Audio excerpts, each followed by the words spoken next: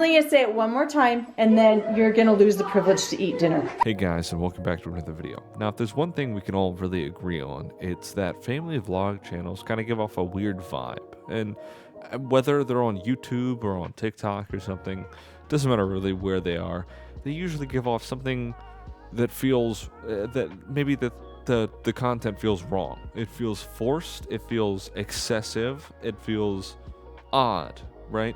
And we wouldn't be entirely wrong to feel this way. It's because it feels like 9 times out of 10 every time we start asking ourselves these questions about, is there really something else going on? We're right. We're absolutely right each goddamn time. It feels like that these kids are literally just being used for content because they, well, are almost every single time. And there's no personality. It's just devoid of life. And I'm not really sure who the content is for, except for other kids who can't even comprehend real life, scenarios like this, or that live vicariously through this family because they don't exactly have it great at home themselves.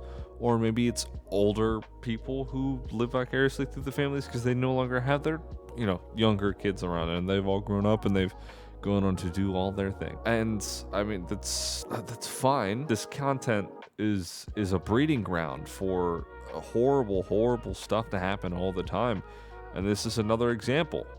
Ruby Frankie was part of a family vlog channel that was called 8 Passengers. Now, 8 Passengers was, your standard run-of-the-middle type of deal, and it basically printed money for this family. So obviously, this woman was going to double down on it, and you could very much tell she loved the attention. Absolutely loved it.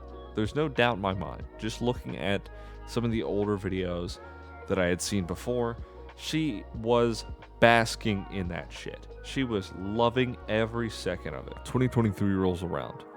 Now, the 8 Passengers family channel goes off of YouTube following the arrest of Ruby Frankie and an associate, or you could say accomplice at this point, Hildebrand. Now, they get arrested because Frankie's 12-year-old son escaped through a window, basically cut up, torn up, open wounds, duct tape around the legs, arms, malnourished, weak, went to a neighbor asking for food and water. Now, keep in mind, this isn't exactly a very bad neighborhood. This is a pretty nice place in Utah, right? This isn't like anything crazy where they're like just living in actual like rubble or something. No, this is a very nice, wealthy area. And this is coming after 15, reach outs from the police. And it's crazy to think that this took 15 attempts from police, or 15 visits in general. And then the son had to escape through a window after, all of what's happened in order to get things going. It's fucking insane to me that this went on for as long as it did. Obviously, emergency services show up. They found Frankie's 10-year-old daughter also in the house, also malnourished, and they took both children to the hospital. They also found markings around the children's bodies involved that were consistent with that of being tied up with rope, and also including deep lacerations from being tied up with the rope. Not to mention that the boys' wounds, open wounds, were treated with cayenne pepper and honey. Now, you're probably wondering who is Hildebrand in this whole situation. Basically, an ex-business partner or associate of Frankie. Basically was a counselor and a therapist. Yeah. I mean, that's just as bad as it sounds. I mean, let's just be 100% transparent. Keep it a $1.50 here, because this is some fucked up shit. These are children. They have nothing to stand on their own. They can't stand up on their own. More figuratively than literally. You're pretty much picking at what I'm putting down. But they need someone to look up to. They need someone they can trust. And you are taking that position of power as a counselor and a therapist, and someone who usually, keyword usually, is there to help children, or maybe even adults at times, work through their emotions and work through their life issues. And you're taking up that mantle and you're shitting all over it. There are no ifs, ands, or buts about it. This is just a total scumbag move. And it's even more unfortunate because you have this role that some kids may have to lean on more than they would like to, just for the simple fact that, specifically in this situation, these children couldn't rely on their parents, right? Maybe the father, I'm not entirely sure. That whole thing with the father is very wishy-washy. I find it very hard to believe that the father had said that He had no part in the abuse and was not very knowledgeable on it, which is insane to me that that was even a statement said, and had that was like that's an unfathomable thought. These are your children. You should be very aware and very vigilant of what's happening, right? Now, I'm kind of getting I want to say if this is true that he was unaware, I'm getting the impression that the couple was split. And I really hope so, because otherwise this guy's just lying out his ass. I can't find any confirmation on this at the moment, but if I do find it, or if someone does have it for me, I will see if I can back it up with a source, and I will pin it in the comments.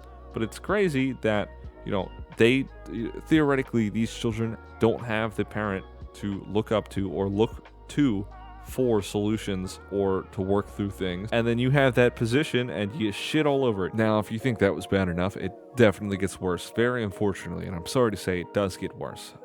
15 police visits is what it took, and that's still insane to me that the system has failed these poor children in everything that has happened, including this information that's essentially one of her children, one of her sons specifically, were forced to work outside to the point where they were left with severe sunburns and severe damage to the skin as a result of those sunburns, which is, again, unfathomable to me in the area that they're living in. And then they still had around 15 police visits and nothing had happened, not once, not ever, up until one of the children had to escape from the home with open wounds, treated with a very crude method of treatment, by the way.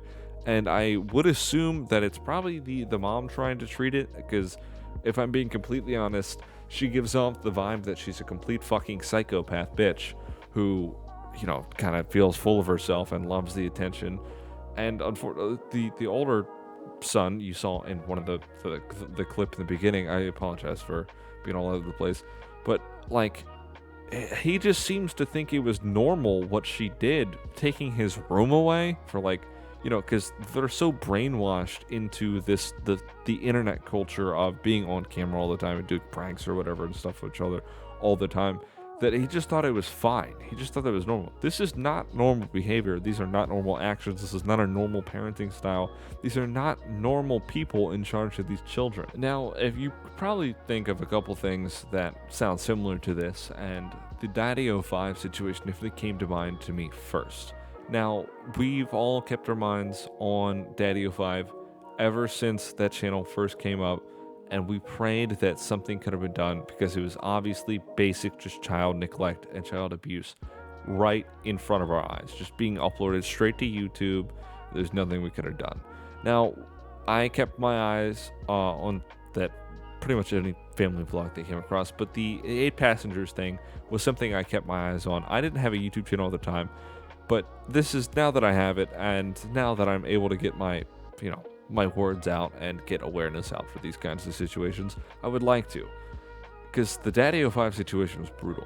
If you know, you know. If you don't, I highly recommend you do some research. There are plenty other content creators who have already made great videos and great documentaries. I'd say sort of like documentaries,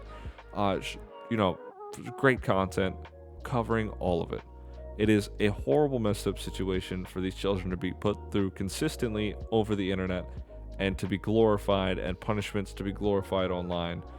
And it's so commonplace now, and I'm not sure how to combat it, because everyone universally seems to hate it, but somehow these family channels just get all of this attention from random people on the surface level internet who don't really seem to think twice about what's happening or what they're seeing on screen. Yeah, very unfortunate situation. I can't say that much of this makes any sense to me, for as long as it flew under the radar for as long as it did, and there were not a lot of people talking about it. There's not as many as I would like to, and there wasn't really a whole lot, I'd say, coming out about the arrest and the videos, the abuse, everything.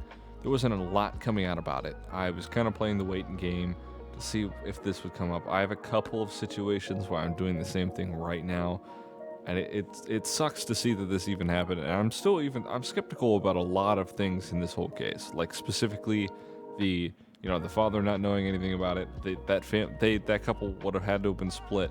In my mind, they would have had to have been split for him not to even see any of that. Otherwise, that is complete and utter bullshit.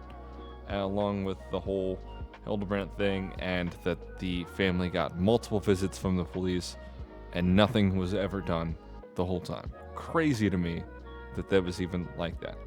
Anyway, I'm going to wrap it up here. Thank you for watching. Subscribe to stick around. I got plenty more content I'm working on. I'm trying to get a video out every single day I can. I'm trying to talk about whatever, whenever, get awareness about things. Just talk about things, hang out. We've also got a Discord server. And if you want to join, I'd highly recommend it. All we really do is from time to time I jump in, hang out. We talk about things, kick the shit.